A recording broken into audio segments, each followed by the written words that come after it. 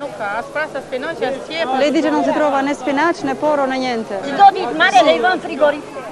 Io compro ogni giorno e li metto nel mio frigo. Lei dovrebbe vendere anche la frutta o no? Queste frutte... Sì, vendo io, ma non esistono nemmeno. Cioè non si trovano. Da 2 mesi non c'è nessun tipo di frutta. Le uova arrivano sempre? Sì.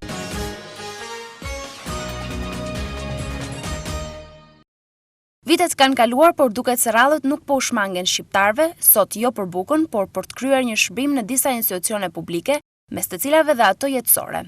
Shtyrja e afatit deri në fund të prillit për pajisin me kartat e reja të shëndetit, jo vetëm nuk ka ndikuar për të shmangur rallët, por i ka bërë qytetarët shkodran të mos largohen nga sportelet e aplikimit. Arsyeja është e thjeshtë. Jo një, por disa ditrallazje u duhet të vinë në këto zyra, pasi përballen me plotësime plot gabime të të dhënave personale.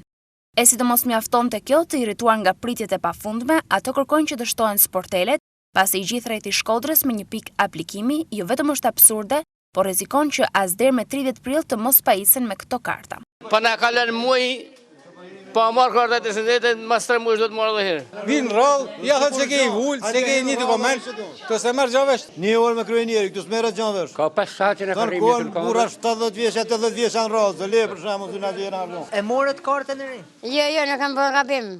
Nuk kam këthy, e sa ta herë është këthy? E hera parë. Sa keni pritur për të hyrë vetëm brenda? Qyshën 8. Qyshën 8 dhe jeni futur tani që shora 11. Po. Një matë, ojë, 3 orë, edhe gabim. 3 orë për të hyrë dhe gabim. Edhe gabim. Nga cila zonë vjen ty? Ka zona Pasrip. Unë vi pej Hoti 3. Dhe sa ta herë është që vjen këtu? E 3 herë që po vi. Dhe s'ke arrit me kërku? Ja. Fondi i sigurimit ka bërë me dije se në ditë pajisen me karta rreth 1000 qytetarë, duke përfshirë këtu të gjithë njësitë administrative të Bashkisë së Re.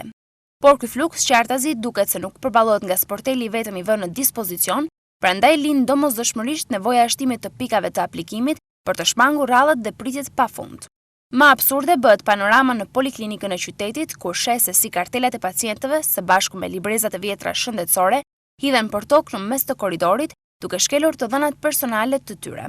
Ky model shërbimi jo vetëm është një shembull i keq shërbimi, por edhe një abuzim i pastër që bëhet nga punojësit e kësaj zyre.